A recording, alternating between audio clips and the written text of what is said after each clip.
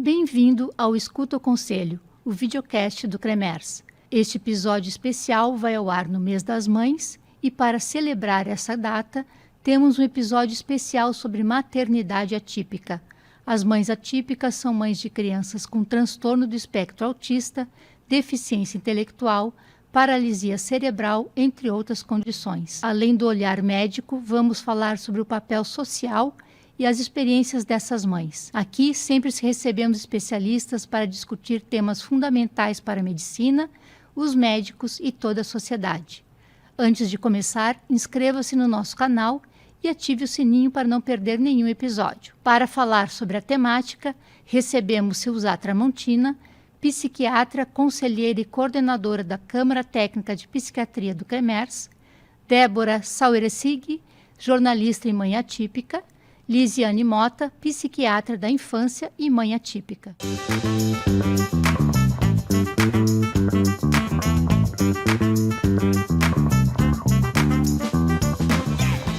Doutora Silza Tramontina, o que são as mães atípicas? Mães atípicas são, eu diria, mulheres sofredoras, né? São mães de pacientes, de crianças que têm alguma deficiência. Autismo, deficiências cognitivas, algum problema neurológico. Às vezes se inclui TDAH, déficit de atenção e hiperatividade, às vezes não, dependendo da situação. E que a gente resolveu hoje escutá-las, não? Porque ninguém cuida das mães atípicas. E eu acho que elas precisam de muito cuidado. Então, já queria passar, né, para a doutora Lisiane. Doutora Lisiane sobre isso. Mota, psiquiatra da infância e mãe atípica. Conta um pouquinho da sua história, brevemente, assim. Quem é a doutora Lisiane Mota? Já era psiquiatra infantil. E aí tive diagnóstico de autismo do meu filho. Então, com 2 aninhos, hoje o B está com 8. E aí virei uma psiquiatra infantil mãe atípica. Né? Eu brinco que a psiquiatra infantil faz um filho autista para estudar. Né? E entrar nessa jornada de reabilitação, de busca, né, por habilidades que possam ajudar ele na vida adulta, a ter autonomia. Hoje eu sou uma psiquiatra infantil bem diferente do que eu era 8 anos atrás, com toda certeza. Né?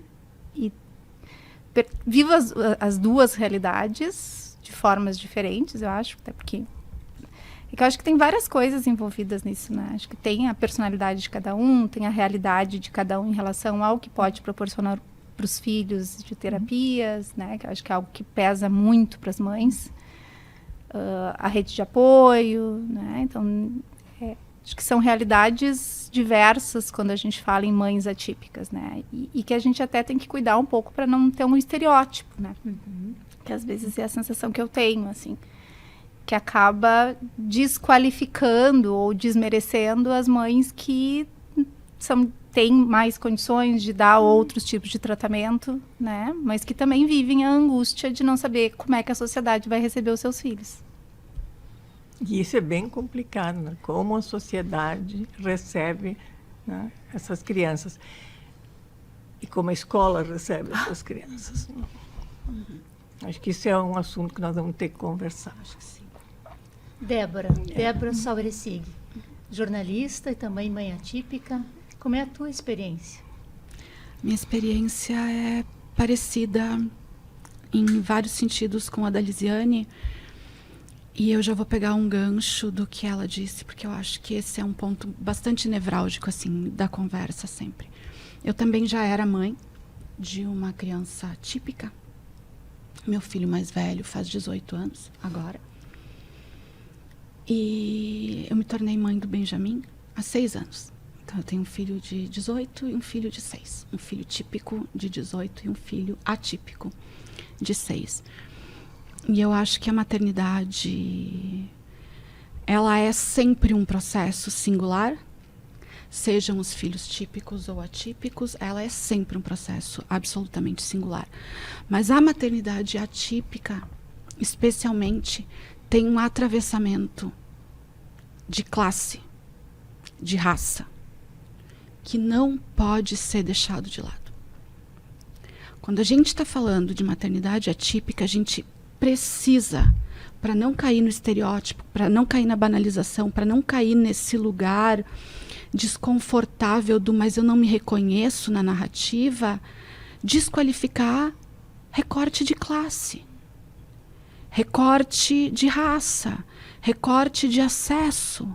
Então, a mãe que pode proporcionar 40 horas de intervenção para o seu filho aos 2, aos 3 anos, ela tem um prognóstico, ela tem uma maternidade a ser vivida. A mãe que está há 4 anos esperando pelo laudo na fila do SUS, tem outra maternidade. A mãe que a cada 20 dias tem 45 minutos de fono, tem outra realidade. E isso não pode ser desconsiderado. A mãe da escola pública tem uma inclusão. A mãe do ensino privado tem outra inclusão. Então, acho que esse é um ponto que sempre precisa ser reiterado, frisado. Existem milhões de maternidades atípicas e elas todas precisam ser sempre ponderadas quando a gente fala em mãe atípica, porque esses atravessamentos são muito importantes. Quem cuida das mães atípicas e típicas? As mães solo e as mães atípicas. Que tipo de acolhimento essa mãe precisa? Eu me lembro de uma frase da Suzá, no ambulatório de psiquiatria infantil, que dizia que quanto mais grave a criança, mais rápido o pai ia embora. Né? Quando a gente trabalhava no ambulatório de transtorno de humor bipolar na infância, em que a gente atendia crianças muito graves, na sua grande maioria trazida pelas mães. Né? E aí isso dizia isso, assim, que quanto mais grave a criança, mais rápido o pai ia embora. Né? E isso é um processo que a gente vê muito, né? O índice de divórcio em famílias atípicas é muito maior, né? A gente fala aí de 25%, os dados mostram, né? Então, são mães que acabam carregando mesmo, né, todo esse fardo das terapias, da briga com o plano, da briga com a escola, né? Porque eu, na época do diagnóstico do B, teve um momento que eu disse assim, ter um filho autista não é um problema. O critério de problema é ter solução. Ter um filho autista é uma nova situação de vida, né? Em que a gente precisa aprender a lidar, a gente precisa... Eu, assim como a Débora também, já tinha uma filha típica, né? E se já foi difícil aprender a ser mãe da Nath, tudo que eu tinha aprendido, achava que eu tinha aprendido com ela não valia para o B, né? E estudar também tem isso, assim, como é que eu sou mãe do meu filho? As mães atípicas são mães que estudam muito.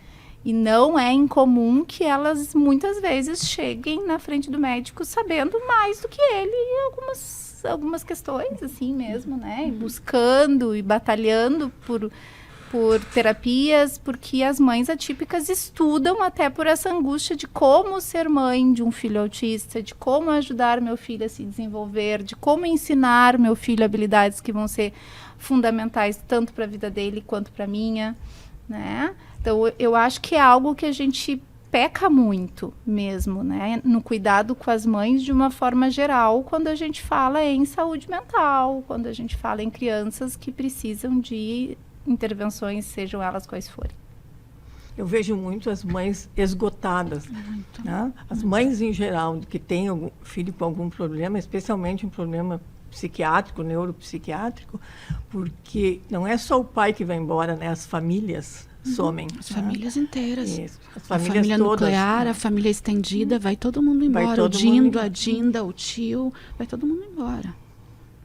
E os dados são ainda mais aterrorizantes quando a gente pensa em termos de genitores, né, Lisiane? Quando a gente não fala em casamentos, a gente fala em genitores. Até o 5º ano, 72% dos pais de crianças com deficiência vai embora.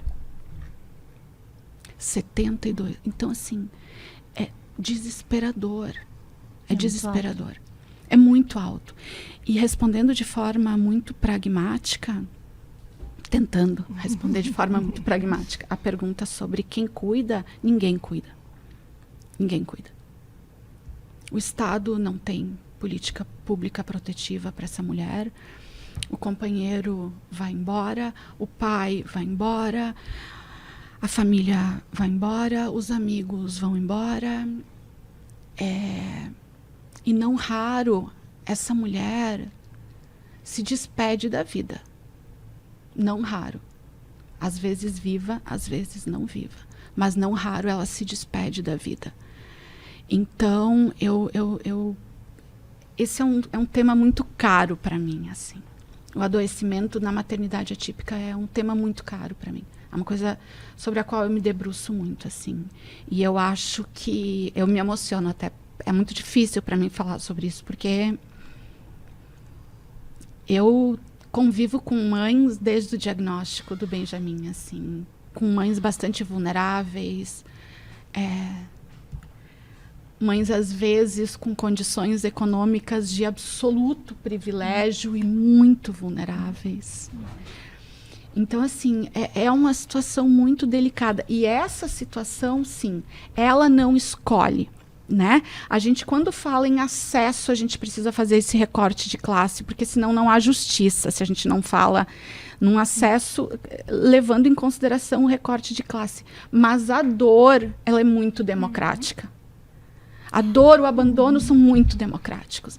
Pega então, todas as classes, todas as cores, todas as raças, todas as classes, todos. Por que isso? Porque a escola não quer, porque o coleguinha não quer brincar, porque o vizinho ri, porque...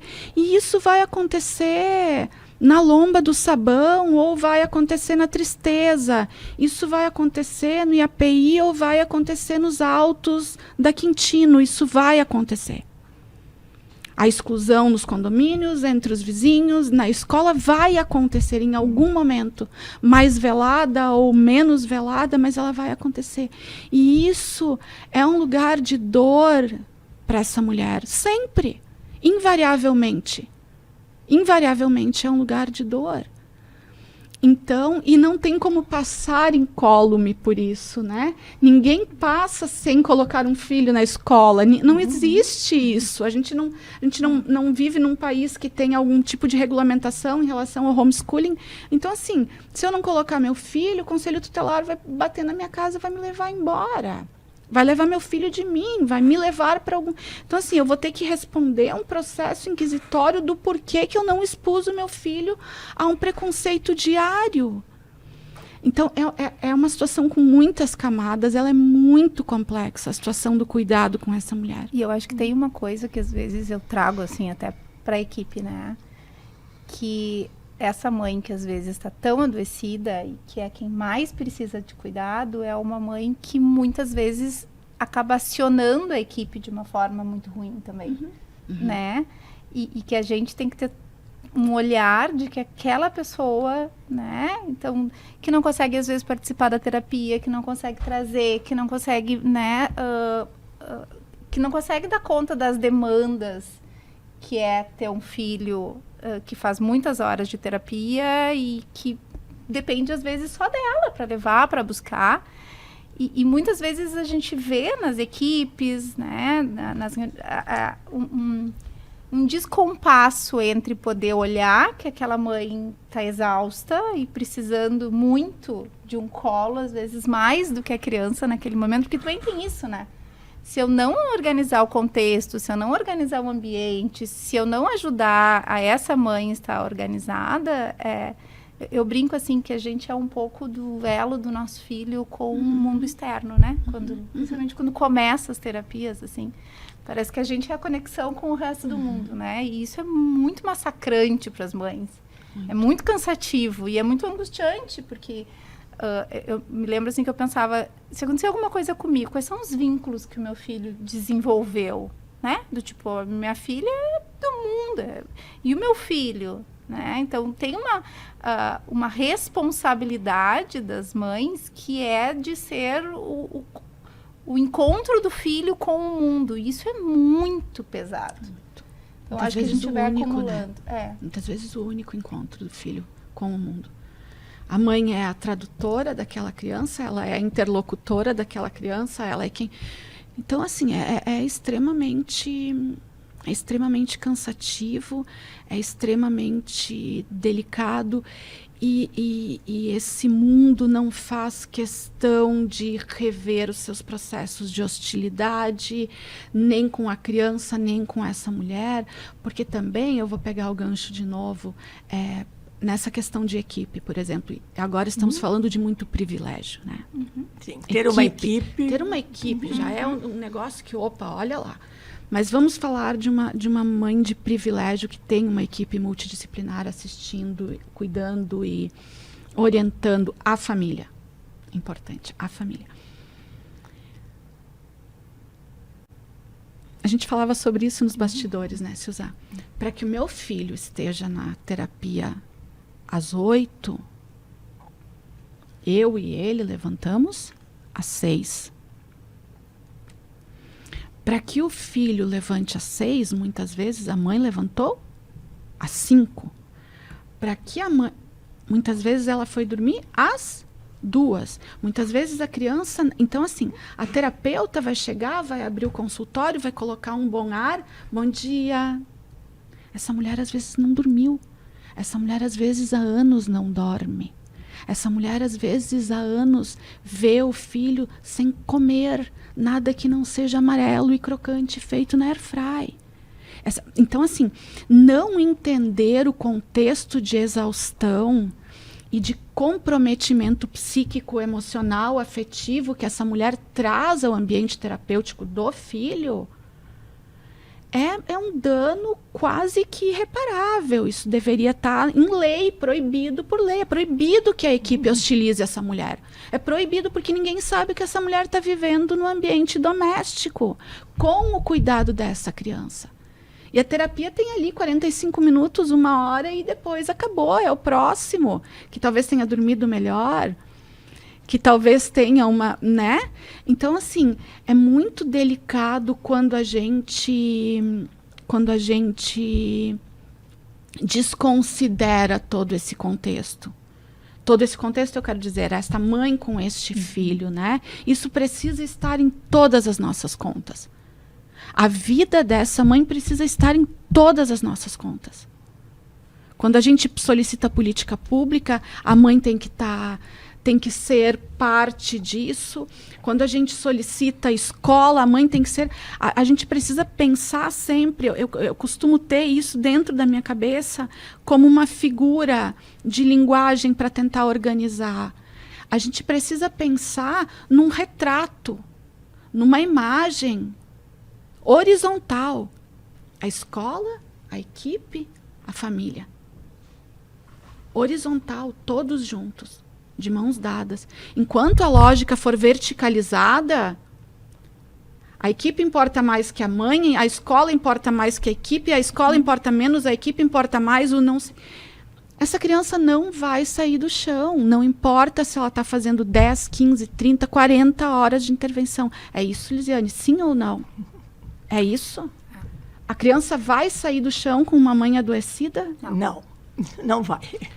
Seja o CID que for. Seja o CID que for. Não vai eu sair tive a do minha chão. última experiência, que o ano passado eu me aposentei lá no Hospital de Clínicas, mas a minha última experiência foi no Capzi. E eu resolvi atender as mães. Lá eu atendi as mães. Eu atendi umas 200 mães. Chegava com seu filho, passava por mim, algumas mais espontaneamente, outras porque o psiquiatra ou a equipe obrigavam, mas todas as mães estavam doentes. Maioria com depressão. Eu tive que internar 3 mães por risco de suicídio. Um pai que era hostilizado, né, antes de chegar ali por muitas situações. Na realidade, eu fiz um diagnóstico dele de esquizofrenia e internei para começar o tratamento. Fiz o diagnóstico de autismo numa mãe, né, que me contacta até hoje quando ela precisa de ajuda. Então, foi uma experiência assim, muito impactante para mim. E olha que eu tinha 20 e poucos anos de ambulatório de psiquiatria da infância e adolescência, atendendo tudo que era coisa, situações gravíssimas, né? A Lisiane sabe bem disso. Foi muito mais impactante, porque assim, as mães realmente são muito abandonadas. Muito. Desculpa, Lisiane. As queixas são semelhantes? Sempre as mesmas, sempre as mesmas. É que é sempre difícil, né? Pode ser mais ou menos difícil, mas é sempre difícil, né? Porque a realidade, por exemplo, vamos pensar numa mãe com um filho com transtorno de humor bipolar, né? Que também que falta o remédio, que não ajusta, né? Às vezes não consegue levar para fazer o exame, não consegue a vaga na escola, porque já passou por 3, 4 escolas, porque num momento de crise... É agressivo, bate, né? machuca os colegas. É mais ou menos difícil, mas é sempre difícil quando a gente tem uma criança que sai do esperado, né? Dentro do desenvolvimento. Longe da árvore, como diz o Ângelo Salomão no seu livro tão bom. Exatamente. Então, é sempre mais ou menos difícil, mas é sempre difícil. Quando sai do esperar. Ninguém tem um filho pensando que ele vai ser autista, né? Ninguém tem um filho pensando que ele vai ter um transtorno de humor bipolar, que ele vai precisar de uma internação psiquiátrica. Então, que ele vai sair daquela... O que eu acho é que a gente, como sociedade, e até mesmo como saúde, olha muito pouco para isso. Porque quando a gente fala principalmente de autismo, a história que eu mais ouço em consultório é aquela mãe que sempre soube que tinha alguma coisa que não estava bem, mas que passou por não sei quantos profissionais e foi desacreditada e chamada de maluca, de louca, de estar buscando pelo em ovo, né? Ou interpretada, né? Eu sou essa mãe. Interpretada, né? Até conseguir que alguém validasse aquilo que ela sempre soube, que tinha alguma coisa ali que não estava bem, porque o autismo é um transtorno do compartilhar. Né? Como a criança compartilha. Então a mãe sabe, porque ela sente que aquele bebê ali não compartilha. E muitas vezes já vem disso, de uma mãe que interpreta aquilo ali como um bebê que não ama ela, que não interage com ela, que não responde a ela, né? Então, aí vem a culpa. Do que eu estou fazendo de errado, né? É muito comum quando a gente faz diagnóstico precoce, eu trabalho muito com diagnóstico precoce. Semana ainda estava vendo uma pequenininha de 2 aninhos, que os pais dizendo assim, a mãe dizendo, porque eu deveria ter estimulado mais, porque eu deveria não sei o quê, porque eu não deveria ter dado celular aquela vez. Gente, olha só, calma, né? Vamos primeiro tirar esse cobertor da culpa, porque vem tudo isso e vem também de uma invalidação que a sociedade faz e que nós, profissionais de saúde, também fazemos. Saúde, educação, né? Muitas a verdade vezes. É essa, tá tudo muito errado na saúde, né? E a verdade é que a gente vê essas mães passarem muito tempo buscando muitos profissionais e sendo invalidadas, porque dá tudo bem, porque cada criança tem seu tempo, porque... Cada criança tem seu tempo. Cada criança tem seu tempo, porque o perfil dele é um perfil mais solitário, porque o perfil dele é um perfil mais explorador, porque ele é uma criança que opta pelo espelho, a troca com o rosto humano, porque ele é uma criança que opta pelo ventilador, a troca com o rosto humano, porque... Não. Eu me lembrei de um pai há muitos anos, lá no começo da minha história, lá no ambulatório do Clínicas, que ele me dizia assim, fui a vários pediatras, porque eu já tive outros filhos, o pai me dizia, e eu sei que tem algo errado com isso, eu sei, porque eu criei outros filhos, e ninguém acredita em mim. Isso é outra questão, né? Uma das frases que eu falava também no ambulatório é que a gente tem que acreditar nas mães. Tem que acreditar. Um médico, psiquiatra da infância e adolescência que não acredita nas mães pode fazer outra coisa. Então, a primeira coisa que a gente tem que fazer é acreditar nas mães. Porque muitas vezes, inclusive o pai ou o genitor, né, também não vê nada e nega barbaramente as doenças psiquiátricas, especialmente dos filhos. Né?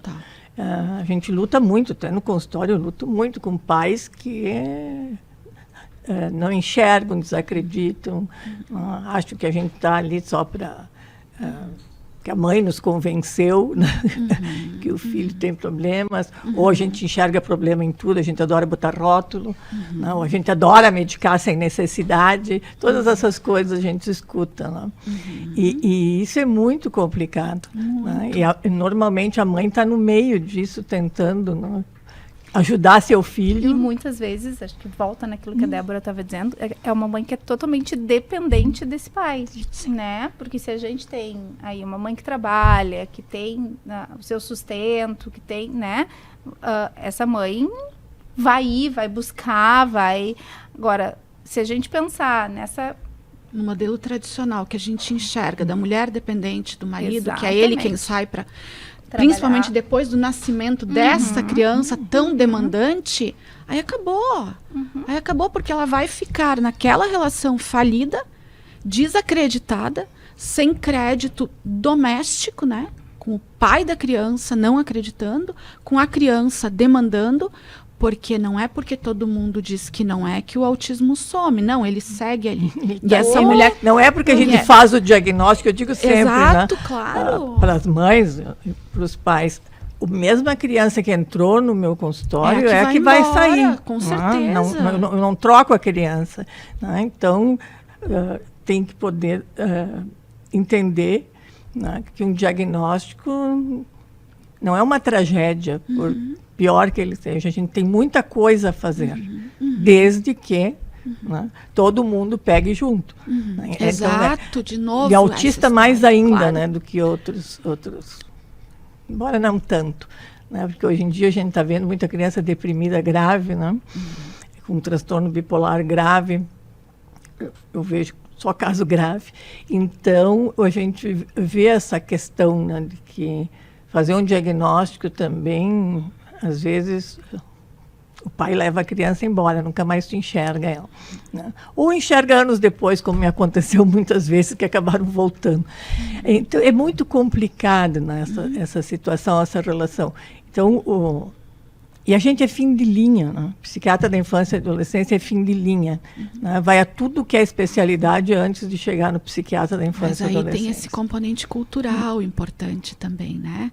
A fobia ainda aos processos de psicoeducação, em termos mais sociais. Então, assim, é muito mais aceito socialmente, né, se usar, que eu leve meu filho a 84 pediatras do que eu leve ele a um psiquiatra aos 2 anos de idade. Eu atendi uma vez, me lembrei agora, eu atendi uma vez uma criança que a mãe entrou com uma sacola, ela tinha feito mais de 15 eletroencéfalos, todos normais, nunca deu nenhuma alteração, e mesmo assim foi pedido pelo outro médico, outro pediatra, outro neuro, não servia aquele que o primeiro, exame de toda a ordem, não?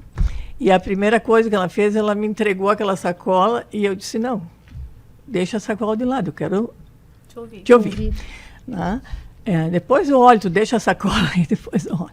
Então essa é a questão, né, de poder escutar. A psiquiatria ainda é artesanal, não, eu digo. Mas essa entrega de sacola já era muito simbólica, né? Sim, essa entrega de sacola já é algo do tipo assim, ó, tá aqui que ele não tem nada, só me diz.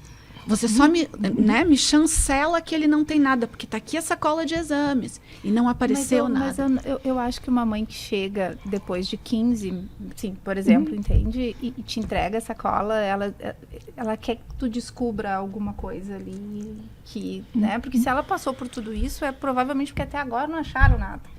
Né? Ou ela foi em profissionais que não a escutaram, que não sentaram com ela, que não validaram as suas queixas, né?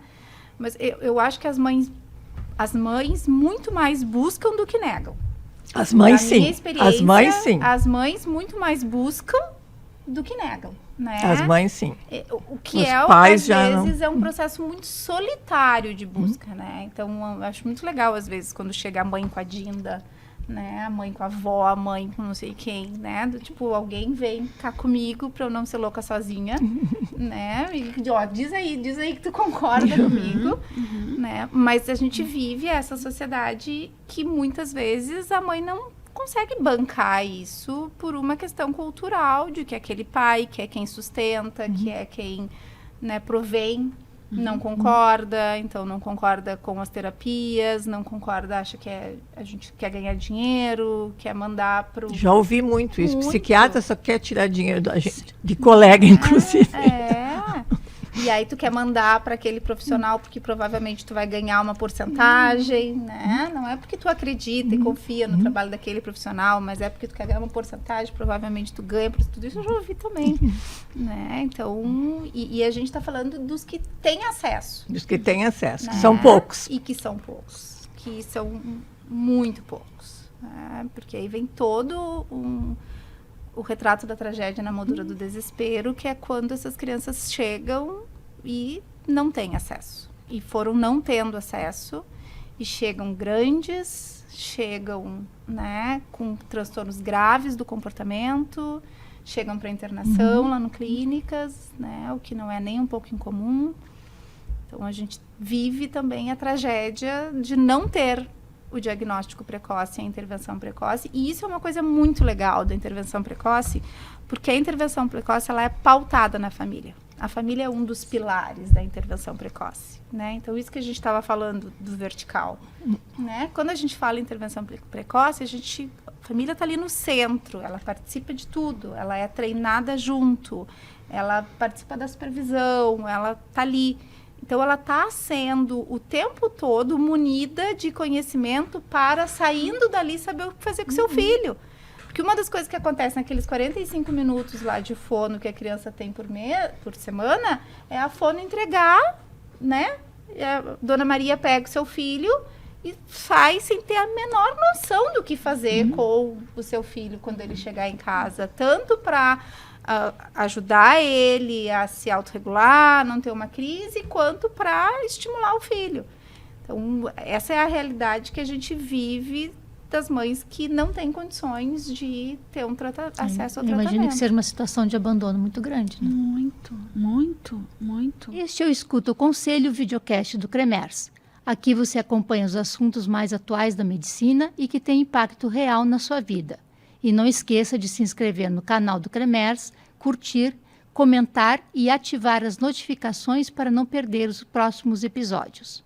Seguimos falando sobre maternidade atípica. A Silzar falou há pouco sobre o livro do Andrew Solomon, O Longe da Árvore. Eu gosto muito dele também. E ele tem um livro que se chama O Demônio do Meio-Dia, que ele fala sobre a depressão, né? E que a depressão é também um sintoma social, né? E se tem algo que diz sobre o momento que a gente vive, é esse sintoma social, é o sintoma de uma sociedade muito deprimida. E esses processos todos, eles tendem a deprimir muito mais as mulheres, né? Todos esses processos tendem a deprimir muito mais a mulher. Porque foi aquela mulher que gestou, foi aquela mulher que esperou, foi aquela mulher que fez os planos, foi aquela mulher que... E assim, aquilo que a Lisiane trouxe, ninguém fica 9 meses gestando um filho dentro da barriga para que a primeira palavra que ele diga não seja mamãe. Ninguém. E normalmente não é. Se ele for autista, o meu falou luz. O meu falou luz. Então, assim, e ele não vai falar mamãe. E ele não vai te procurar para um abraço. E ele não vai. Então, assim, você precisa revisitar todo o teu desejo também. Então, é muito complexo. Porque além de todos os atravessamentos sociais, você precisa revisitar o seu desejo por aquele filho. Você precisa encontrar outras formas de efetivamente amar sem esperar nada em troca. Isso é uma das grandes lições da maternidade atípica, porque ela também nos ensina muito, né, Lisiane? Isso é uma das coisas. Ela é uma lição de humildade. Eu queria perguntar. É uma lição de humildade, para mim, das coisas mais bonitas. Quais são as experiências, quais são É. os aprendizados que você está além da maternidade? Eu acho que tem uma outra coisa, assim, também, né, que é muito bonita desse processo, quando a gente pode oferecer terapias para o filho, quando a gente pode, que é o valor de cada conquista também. Sim. Né? Eu me lembro do dia que eu abri a porta pela primeira vez e o meu filho veio me encontrar. Eu também lembro. Que é uma cena tão comum na vida de alguém que tem um filho típico, né? Sim. Eu não me lembro a primeira vez que a Nath veio me encontrar, a minha filha típica, né? Mas a primeira vez que eu abri a porta, chegando do consultório, né? E o Bernardo largou o que ele estava fazendo para vir me encontrar. Meu Deus! Porque eu acho que isso é o diferente na atipia. A gente sabe quanto custa cada habilidade, né? Tipo, esse final de semana o Bernardo tava falando. Eu disse, meu filho, tu ligou o falador, né? E daqui a pouco eu penso, cara, pra segurar e falar, a gente fez fono 5 vezes por semana por 4 meses. Né? Meu filho tem um transtorno motor de fala. Ele não iria falar se a gente não tivesse tido... Meu filho seria um autista nível 3 de suporte, não verbal, com transtorno grave de comportamento, porque ele é rígido que é uma porta. Né? Se a gente não tivesse a trajetória que a gente teve, se a gente... Né, todo o investimento. Todo o investimento, inclusive da escolha da mãe de ter ido estudar, porque eu podia não ter feito isso, mas foi a minha escolha, né? Então, se a gente não tivesse feito tudo isso, eu teria um filho hoje nível 3 de suporte, não verbal. Cara, quando ele começa a falar e não para de falar, tem horas que Bernardo, para. Você pensa, e isso é muito bacana quando a gente vê também hoje todas as aquisições, todas as habilidades eclodindo, assim, né, vindo, e ele podendo ter autonomia. Então, acho que tem isso também. Eu acho que sim, em termos de experiência pessoal, assim, para além da maternidade, eu acho que a gente aprende muito isso, assim. A gente aprende a valorizar as circunstâncias, os olhares, os não ditos. Assim, eu lembro do primeiro dia que o Benjamin, e foi há pouquíssimo tempo, conseguiu chutar uma bola. Conseguiu chutar uma bola e a primeira coisa que ele falou, ele olhou e falou assim: "Você tá feliz, mamãe?" Porque ele sabe o quanto ele trabalhou para chutar aquela bola e o quanto eu desejei que ele chutasse quanto tu aquela investisse, bola. né? Então, assim, Todo você está investimento. feliz, mamãe? E são coisas assim, exatamente isso. Quando você tem um filho típico, os marcos motores, os marcos sociais, os marcos de linguagem, os marcos de comunicação receptiva, do que quer que seja, são coisas assim que estão ali na caderneta de vacinação, mas você olha assim, en passant, assim, você bota ali o peso, a altura, vê se está crescendo, se está na curva e vai embora. Você não vai lembrar o primeiro dia que o seu filho típico chutou a bola, abriu a porta e veio, largou a mochila e veio, largou a mochila, abriu o fecho. Eu fiquei 1 ano trabalhando na TO a abertura do fecho, 1 ano na TO trabalhando a abertura do fecho. Não é assim abrir a mochila. A primeira vez que ele abriu a mochila, eu parei tudo. Eu falei, gente, ele abriu a mochila. É uma coisa... E eu não teria acesso a essas emoções se eu não fosse mãe do Benjamin. Eu não teria acesso a esse reparar na grandeza dessas coisas se eu não fosse mãe dele. Então tem um lugar de humanidade que é muito interessante como experiência. Eu me vejo muito privilegiada hoje, assim, e desde sempre, porque o meu filho... eu me vejo muito privilegiada de ser mãe dele, assim. É uma experiência muito, muito, muito incrível. E eu mudei muito a minha vida por ele, assim. A Elisiane acompanhou durante um tempo isso, assim. Eu acho que tem uma coisa, eu sempre disse para a intensa. Nath, né, assim, da teoria do meio copo, né? Sempre trouxe para ela muito, assim, tem 2 jeitos assim, que a gente pode ver, tem meio copo cheio e meio copo vazio, né? E eu acho que depois do B, eu acho que isso ficou ainda mais importante, assim, né? Latente. Existe um meio copo vazio, que é a angústia de ter um filho atípico. A gente não pode dourar pílula, não pode... É a angústia que nos acompanha, né? Eu acho que uma das coisas que é muito adoecedor pra gente, como mãe, é sempre estar pensando, antecipando a próxima fase, próximo, né? Tanto quando se está em intervenção, quando não se está, mas é isso. Como é que vai ser quando chegar em tal ano? Quando é que vai chegar na adolescência? Como é que vai não sei o quê? Eu acho que isso é muito angustiante pra gente.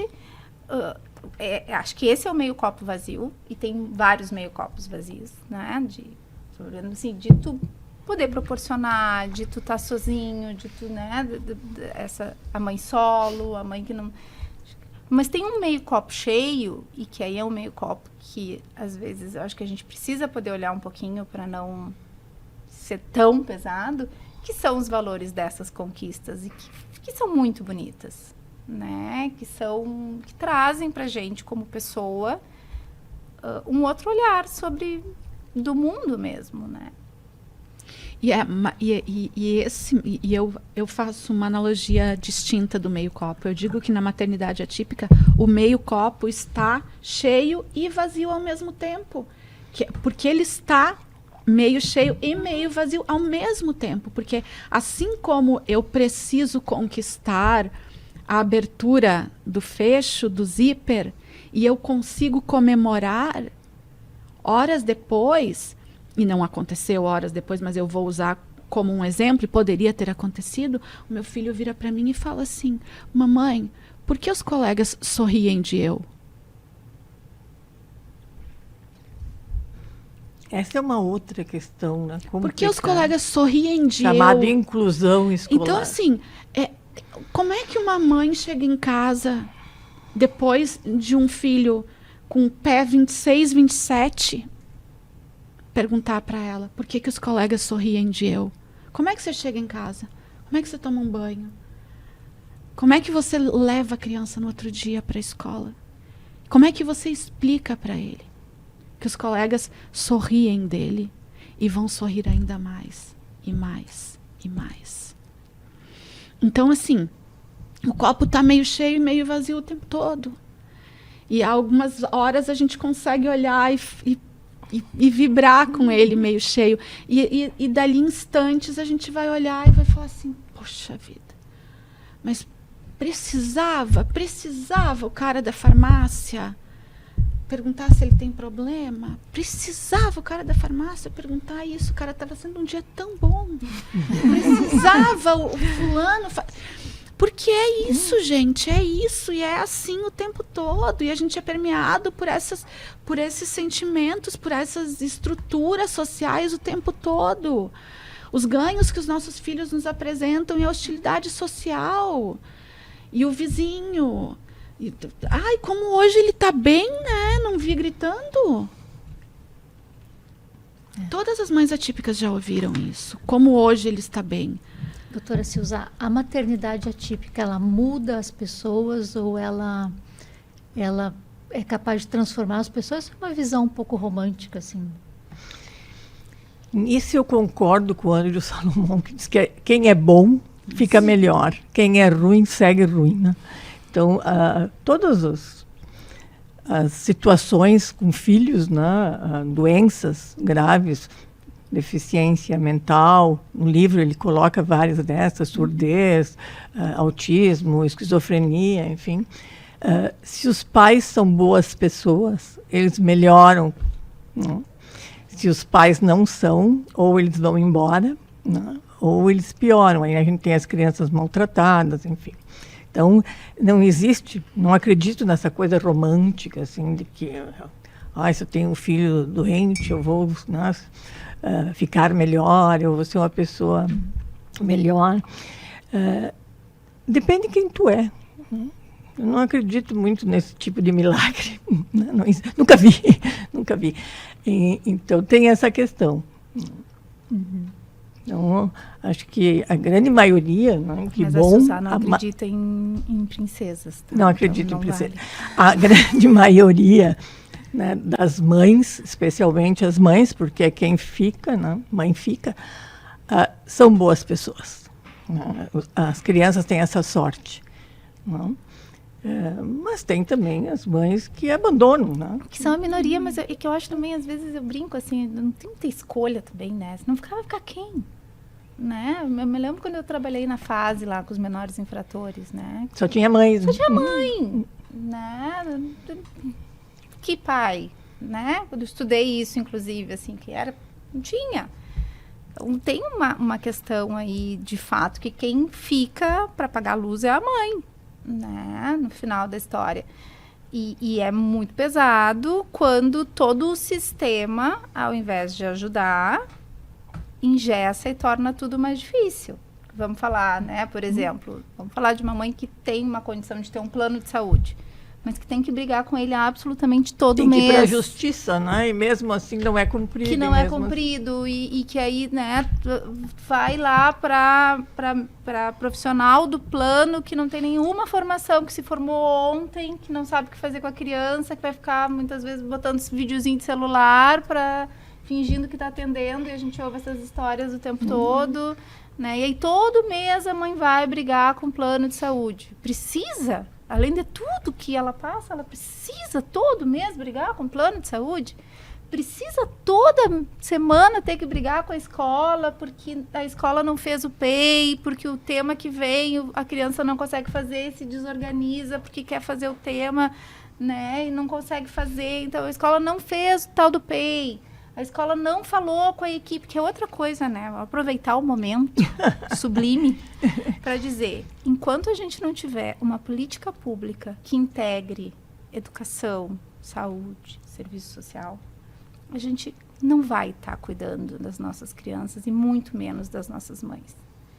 E nem só as atípicas, né? Porque nem a gente só tem essas. hoje em dia crianças e adolescentes com depressões graves, com transtorno de ansiedade grave, especialmente pós-pandemia, que também não têm uma assistência, essas mães não têm assistência, as crianças não têm não são vistas dentro da escola como teriam que ver. Né? O sistema social.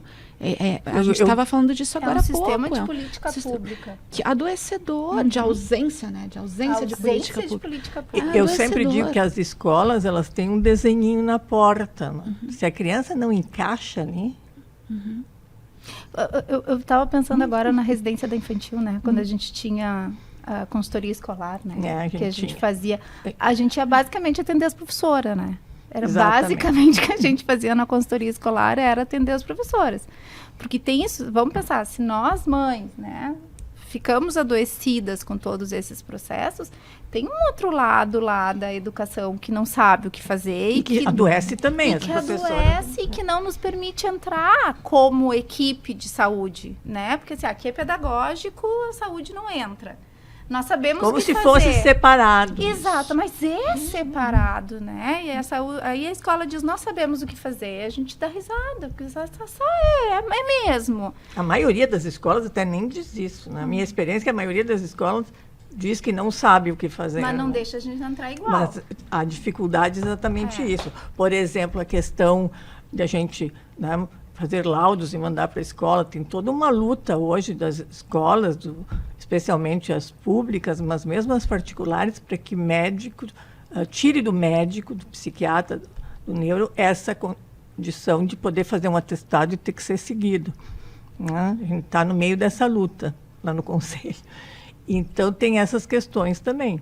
Né? Muito pela pressão... política. Econômica, né?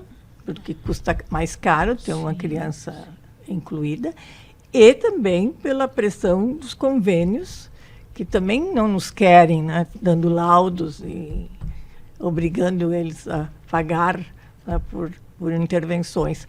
E uma das coisas que acontece é que demora tanto, né, para essas mães conseguirem, porque tem que ir via judicial sempre.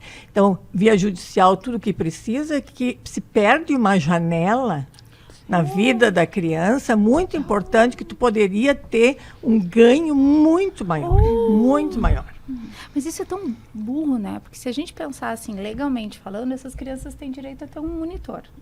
Tá bom que esse direito nem sempre é atendido, mas legalmente falando, nós temos lá a Lei Berenice Piana, né? Que nos... Se a gente treinasse esses monitores efetivamente, né? Dentro de um processo de saúde, de terapêutica, para que eles pudessem implementar um plano básico ali, As né? tais adaptações razoáveis das quais a LBI tanto nos fala, né? Exatamente. Só isso. Né? De poder Já seria um outro cuidar cenário. ajudar para que essas crianças tenham o que a gente chama de um comportamento de aluno, que é entender que eu não posso levantar a hora que eu quero e fazer o que eu quero, que eu não posso entrar na sala do lado, né? Que existe ali uma rotina para eu seguir, aí eu ter ali a minha rotininha visual para entender o que vai estar acontecendo, e esse ser o papel do monitor, de um monitor treinado dentro de um olhar comportamental para que pudesse... Pensa o quanto a gente... facilitaria a vida para das todo mundo, escolas, Todo mundo, né? para todo mundo. Tanto para minha criança que vai estar tendo, de fato, a oportunidade de aprender, porque hoje eu tiro boa parte da escola. Os pequenos, então, nem se fala.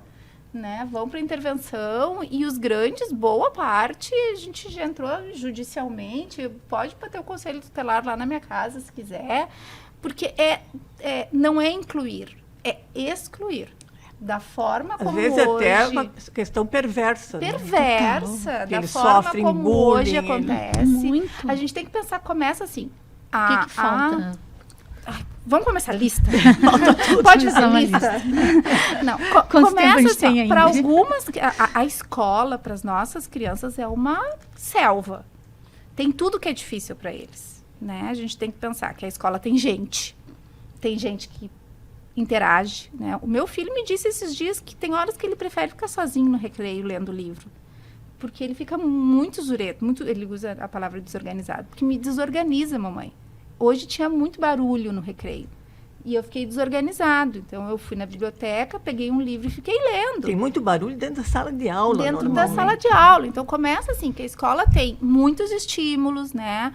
Tem barulho, as pessoas adoram pendurar, né, coisa nas paredes, para uma criança que tem uma alteração de processamento visual, aquele monte de pendurucário nas paredes. Até os TDAH, o déficit de atenção, atrapalha isso. Vou te mandar um vídeo da Natália contando de uma prova, que aí tinha umas imagens, a minha filha tem déficit de atenção, e aí ela ficou olhando as imagens e não esqueceu o que tinha que fazer da prova. Então ela, mãe, por que tinha aquelas imagens, né?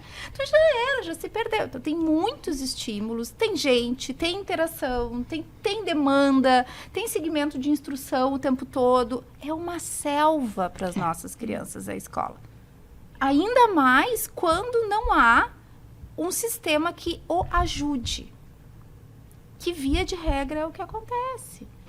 Eles não têm uma ajuda de, eu preciso ter aqui uma rotininha visual para eu saber o que vai acontecer, para eu ter uma previsibilidade. Eu preciso que a tarefa venha para mim já de uma forma que eu possa dar conta, né? As crianças, a gente fala muito assim, né? Às vezes, se a criança está batendo a cabeça na parede, todo mundo vê que ela precisa de ajuda. Mas essa criança nível 1 de suporte, que é o meu filho, que é o filho da Débora, muitas vezes ela é ainda mais negligenciada, porque o que eles precisam é tão pouco que todo mundo diz, não, mas ele dá conta. Dá conta. Se ouve muito isso, ele dá conta. Muito. Mas ele dá conta a nível de muito sofrimento. O meu filho já está muito preocupado como é que vai ser ano que vem, que ele vai ter prova, se ele não aprender a errar. Né? Ele me disse, mamãe, se eu não aprender a errar, ano que vem vai dar muito ruim quando eu tiver prova, porque eu vou errar e vai dar muito ruim. Eu digo, filho, calma. Tem um ano ainda pra gente trabalhar para tu aprender a errar. Então, olha onde ele já foi. Porque para eles, se eles não tiverem esse suporte, e é um suporte às vezes muito pequeno que eles precisam, também é desorganizador. Né? Mas é muito delicado isso, muito delicado. E é disso, eu vou dar o exemplo prático, porque a gente fala aqui em um suporte, uma tecnologia assistiva, um suporte mínimo, mas para quem está nos ouvindo, para quem está nos ouvindo, nos vendo, eu não sei em que plataforma, mas... As duas. Pois a vida escolar do meu filho, a vida escolar do Benjamin mudou diante de, 12 folhas de ofício plastificadas com a rotina da tarde. Mas a rotina da tarde mostrando o que ele tinha que fazer com ele desenhado ali. Porque a rotina do grupo, entre essas 8.924 produções artísticas da parede, para ele não fazia sentido nenhum. Quando ele passou a ter a rotina dele, que ele ouvia Se via, agora eu passo na catraca, tirava, era com velcro. Agora eu vou para a biblioteca, agora eu vou para o recreio, agora eu como, agora eu vou... Uma vida escolar modificada a partir de 11, 12 folhas de ofício plastificadas. Não Vocês pode ser estão tão entendendo? difícil, né? Não, gente. Não pode ser tão E difícil. é disso Porque que a as pessoas gente não está sabem. falando, e é disso que a gente E não está querem falando. aprender. Não querem. É mais do que não saber. É uma presunção estúpida, é uma pretensão meio inócua, assim, do... Não, isso aqui é terapêutico demais para estar no ambiente pedagógico. Não!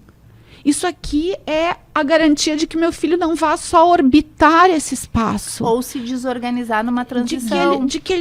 Exatamente, ou se desorganizar numa transição. Porque, assim, o sino, para ele, não diz nada mais do que uma chamada de atenção para ele dizer: quero o meu abafador.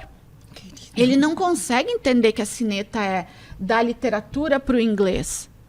Ele não consegue. Agora, quando ele troca a figura dele e da professora para outra... E aí isso ele sabe. e- Aí e- faz E sentido. muito provavelmente isso veio de algum processo terapêutico. Com certeza. Alguém com responsável certeza. pelo processo terapêutico ajudou a construir isso. E é disso que a gente fala quando a gente fala de uma política pública que junte essas coisas. Isso. Né? Que a gente tenha um processo terapêutico que possa ajudar as crianças. A escola é um ambiente muito importante quando a gente pensa em grupo. Tem coisas que a gente só ensina na escola.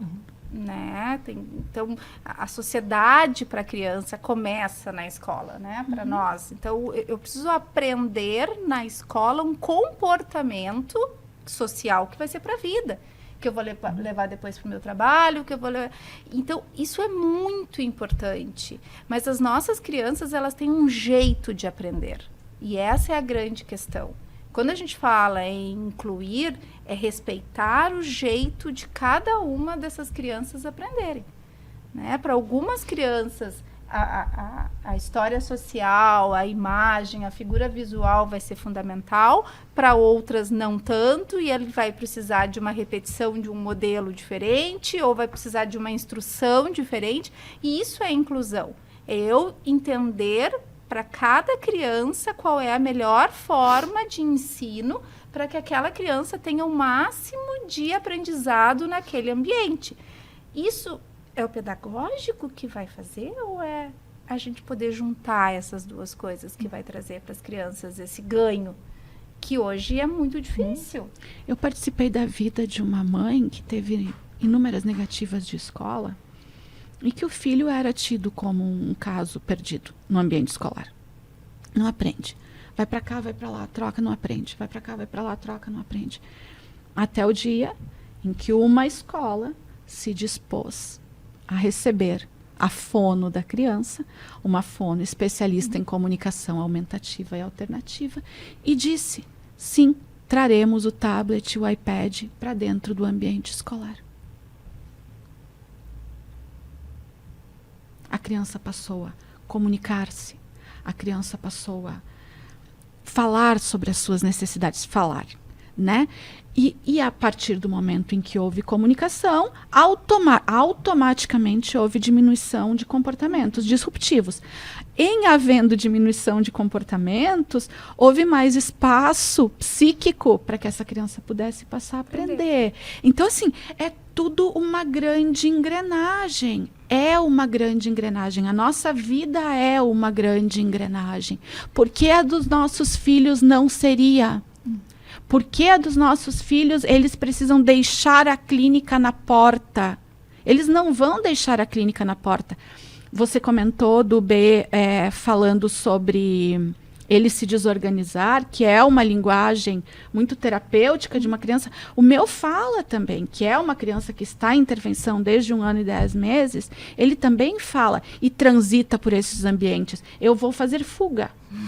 Eu vou fazer fuga. Eu vou fazer fuga. E ele vai fazer fuga no ambiente escolar, ainda que elas não saibam o que é fuga, porque ele é a mesma criança. Que de tanto ouvir as terapeutas dizendo que ele fazia fuga, ele entendeu que quando ele não quer fazer algo, aquilo é fuga. E ele vai chegar na escola e vai falar da fuga. Então, assim, isso é um exemplo muito arcaico, com uma criança muito pequena, que mostra que essa criança é sempre a mesma.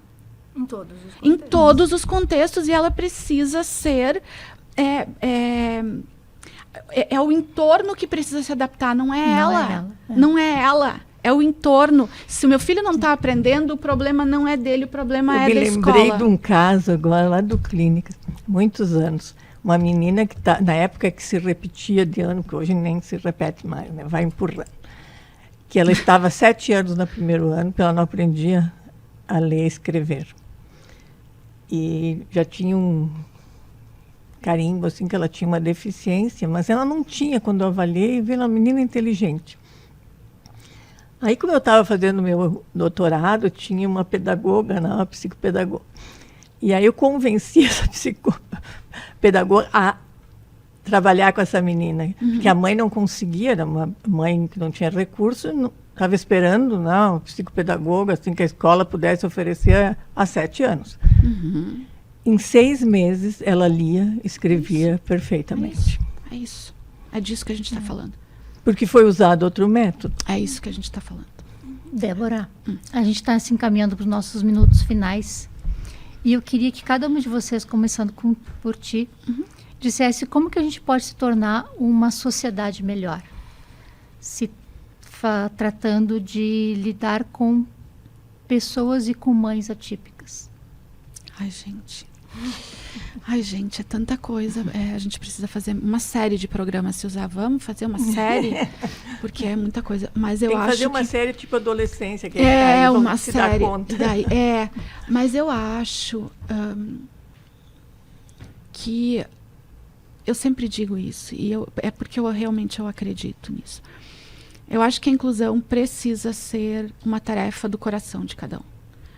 Enquanto a gente cobrar a inclusão fora e ela não fizer sentido dentro, enquanto eu honestamente me olhando no espelho à noite acreditar que o coleguinha vai fazer com que o meu filho passe na URGS em 7º lugar e não em 3º, porque ele puxa a turma para trás, a gente não vai mudar, a gente não vai sair da lama. Então, eu acho que é isso, assim. A inclusão é um processo que diz respeito a todo mundo, a todos nós, o tempo todo. A inclusão não tem que ser feita no grito pela mãe, a inclusão não tem que ser enfiada goela abaixo pela família atípica. A inclusão precisa vir do coração, do desejo de cada um, porque todos ganham. Todos ganham quando a gente vive numa sociedade mais inclusiva. A escola é mais inclusiva, todos ganham. Os ambientes laborais, quando são mais inclusivos, todos ganham. Então é muito bonito, mas as pessoas precisam desejar intimamente. E tu, Lisiane? O que tu disse? Eu acho que eu não sou tão esperançosa quanto a Débora, assim. Eu não acredito tanto nas pessoas. Acho que é isso, que nem a Suzana disse antes, que tem gente boa e tem gente não tão boa, né? As pessoas boas vão se envolver nesse processo, porque a inclusão não é para o meu filho, é para o filho do outro, né? Saber lidar com o meu filho. Essa é a questão. Então, vem uma coisa de educação, vem uma coisa de valores muito grande, né? Tipo, eu tenho que ter esse valor de poder trazer para o meu filho isso. Eu acho que tem que começar, acho que a gente tem que falar de política pública. Eu também. Eu acho que a gente tem que falar de política pública, eu acho que a gente tem que falar, por exemplo, nas escolas de medicina, né, que não sabem fazer diagnóstico, que não ouvem as mães, que a média de idade de diagnóstico continua sendo entre 5 e 7 anos de idade, gente.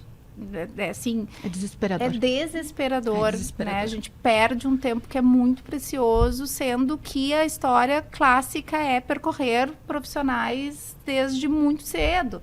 E hoje a gente sabe o quanto a intervenção precoce, olhar para os diferentes de uma forma diferente. A gente sabe que a gente tem aí bebês de risco, então poder olhar para esses bebês de risco de outra forma. Eu acho que a gente tem que falar de política pública de saúde e educação, e assistência social, e principalmente integrando essas áreas. Eu acho que só assim a gente vai estar falando de inclusão de uma forma mais palpável e verdadeira, né?